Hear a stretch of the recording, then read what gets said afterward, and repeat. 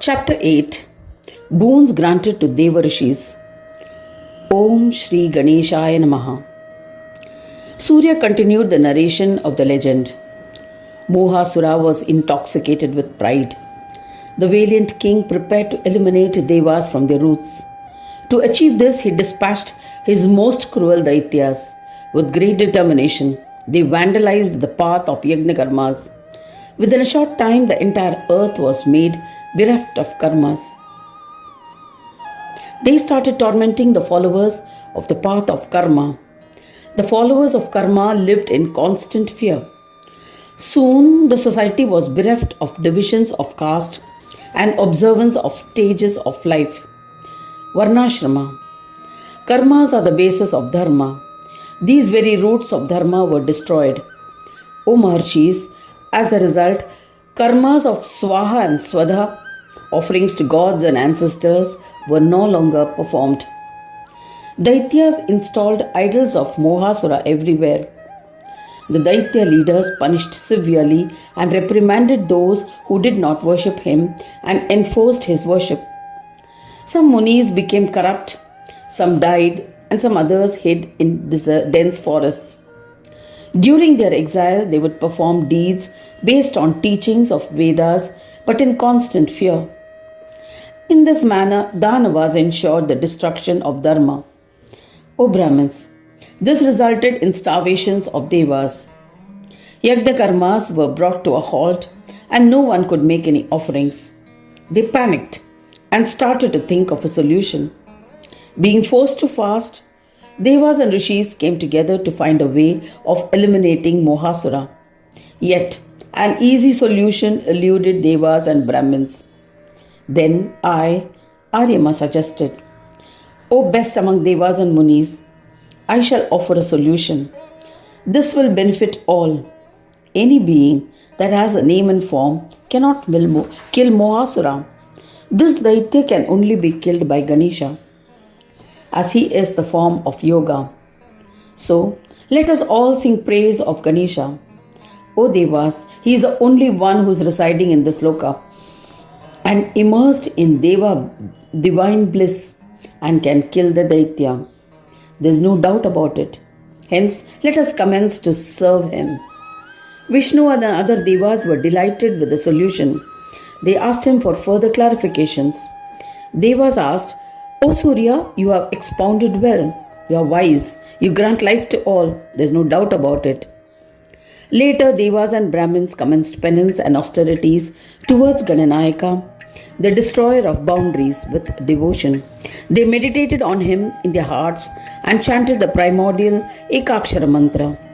They performed various types of tapas and austerities to please Vigneshwara. They observed austerities for hundreds of years. Ganaraja became pleased and manifested to grant a boon. Gajanana had assumed a form with gentler luster. He was mounted on his vehicle, the Moshak. He was four-armed, compassionate, and pot-bellied.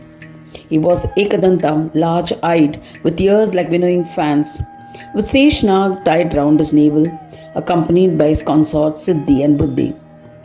He was wearing a Chintamani gem around his neck. He was wearing Nag as a sacred thread. Such was the majestic incarnated form of the Lord who had manifested for Devas and Rishis. They rejoiced at the sight. They performed his puja as ordained by the scriptures. They offered pranams with devotion.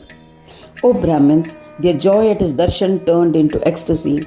They joined their palms in reverence and sang his praise according to their intellectual capacities. They extolled, to Gananatha in the form of Mahodara, we bow to you. To the Lord of all, you are without a master, we bow to you.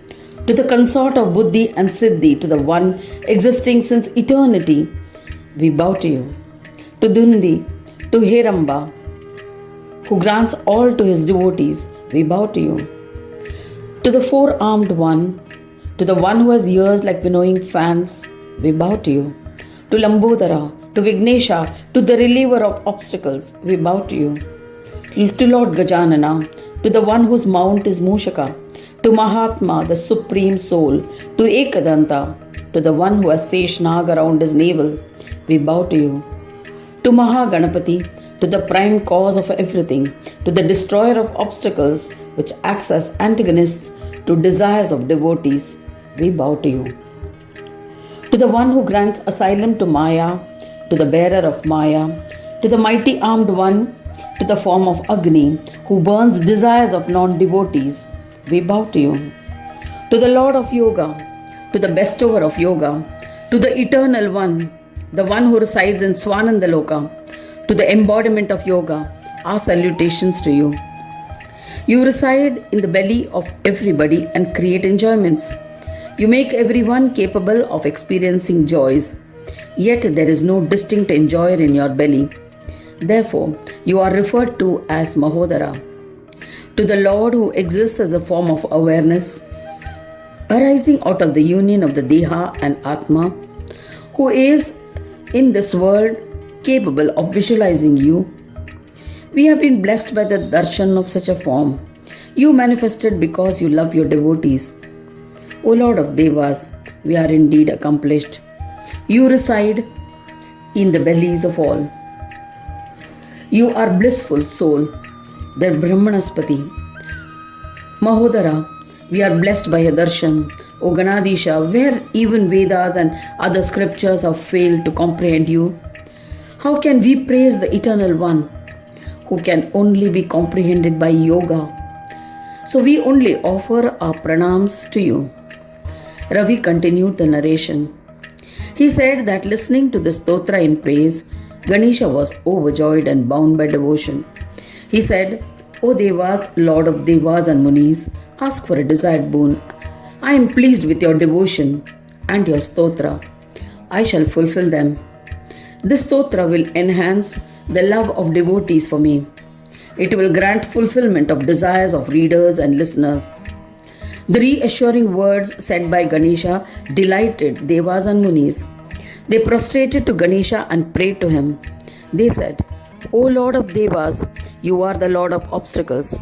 If you are pleased, then grant us unwavering devotion at your holy lotus feet. An evil Mohasura has dislodged us from our positions. Munis have been deprived of performing their yajna karmas. So please kill this conceited Mohasura. Mohasura has conquered the entire universe, the Brahmand, and made the lives of all subjects miserable. Grant them happiness. O Swami, we bow to you. Granting their bones, the blissful soul Mahodara, who loves his devotees, said, Tathastu, so be it. Thus ends the 8th chapter titled Boons Granted to Devarishis in the 3rd Khanda of the Puran Upanishad, Sriman Mudgal Puran, describing the legends of Mahodara, dedicated to Sri Gajanana. End of chapter 8.